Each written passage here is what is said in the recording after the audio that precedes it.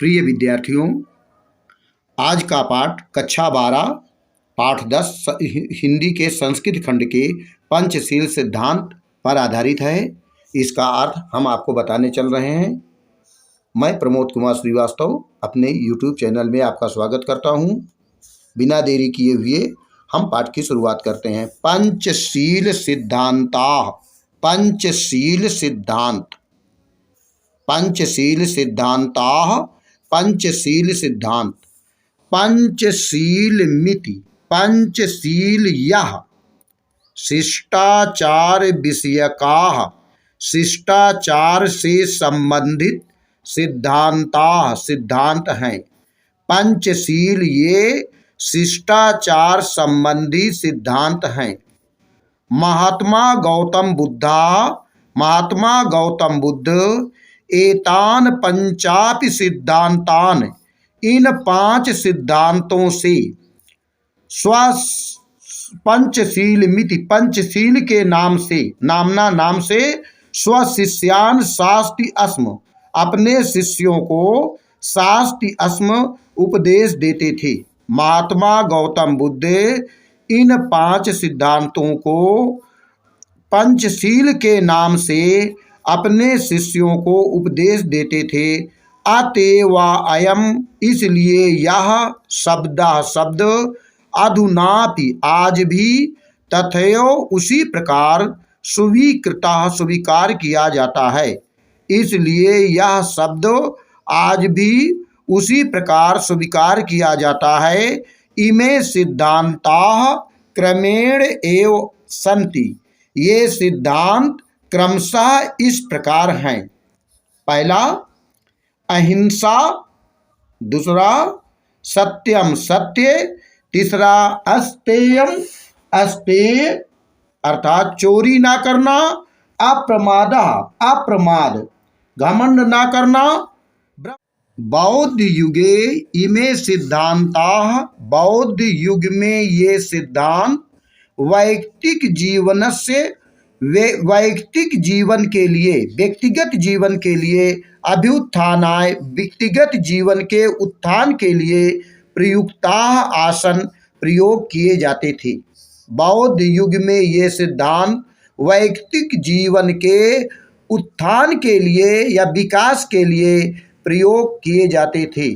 परम अद्य इमे सिद्धांताः, लेकिन आज ये सिद्धांत राष्ट्राणाम परस्परम मैत्री सहयोग कारणानि, राष्ट्रों की आपसी मित्रता और सहयोग के कारण से, फिर से देखिए, परस्परम मैत्री सहयोग कारणानि, आपस में मित्रता और सहयोग के कारण से, विश्व बंधुत्व के, विश्व शांतेश्च और विश्व शांति के साधनानि सन्ति, साधन हैं। राष्ट्रनायक श्री जवाहरलाल नेहरू महोदय से, श्री जवाहरलाल नेहरू महोदय के प्रधानमंत्रित्व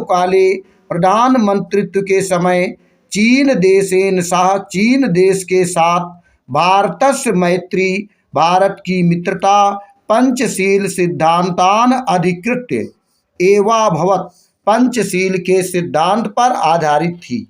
यतो ही उभावपि, क्योंकि दोनों देशों देश बौद्ध धर्म में निष्ठावंतों, निष्ठा रखते थे।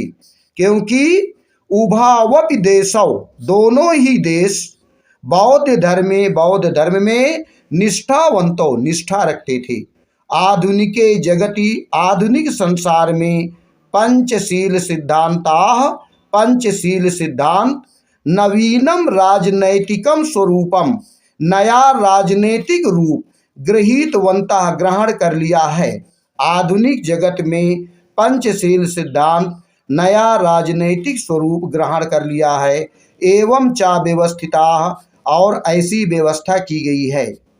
पहला, किमपि राष्ट्रम, कोई भी देश, कस्यचन अन्य राष्ट्र से, किसी दूसरे राष्ट्र के, आंतरिकेषु विषयेषु, आंतरिक विषय में, कीदृशमपि, किसी भी प्रकार का, व्याघातम न करिष्यति, हस्तक्षेप नहीं करेगा। कोई भी देश किसी दूसरे देश के आंतरिक विषय में किसी भी प्रकार का हस्तक्षेप नहीं करेगा। दूसरा, प्रत्येक राष्ट्र परस्परम प्रभुसत्ताम, आपसी प्रभुसत्ता का प्रादेशिक अखंडताश्च, और प्रादेशिक अखंडता का सम्मानिष्यन्ति, सम्मान करेंगे। प्रत्येक देश एक दूसरे की प्रभुसत्ता और प्रादेशिक अखंडता का सम्मान करेंगे। तीसरा, प्रत्येक राष्ट्र परस्परम समानताम, आपसी समानता का व्यवहारिष्यन्ति, व्यवहार करेगा। प्रत्येक राष्ट्र आपसी समानता का व्यवहार करेगा। चौथा, किमपि राष्ट्रम, कोई भी राष्ट्र अपरेण, दूसरे पर ना संक्रस्यते, आक्रमण नहीं करेगा।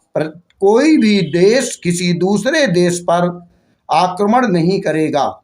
पांचवा, सर्वाण्यपि, सभी राष्ट्राणि, राष्ट्र मिथा, आपस में स्वाम स्वाम प्रभुसत्ताम, अपनी अपनी प्रभुसत्ता का शांतया रक्षयन्ति, शांति पूर्वक रक्षा करेंगे।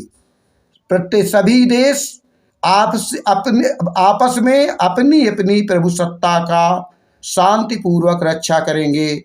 विश्वस्यानि राष्ट्राणि, विश्व के जो देश शांतिम इच्छन्ति, शांति की इच्छा करते हैं, विश्व के जो देश शांति की इच्छा रखते हैं, तानि, उन्हें ईमान नियमान, इन नियमों को अंगीकृत, स्वीकार करके, उन्हें इन नियमों को स्वीकार करके परस्परम सौहार्द, आपस में सौहार्द पूर्वक, सद्भावना पूर्वक, स्वमैत्री भावम, अपनी मित्रता की भावना को दृढ़ीकुर्वन्ति, दृढ़ करते हैं। विश्व के जो देश शांति की इच्छा रखते हैं, वे इन नियमों को स्वीकार करके आपसी सौहार्द और मैत्री भावना को दृढ़ करते हैं। धन्यवाद।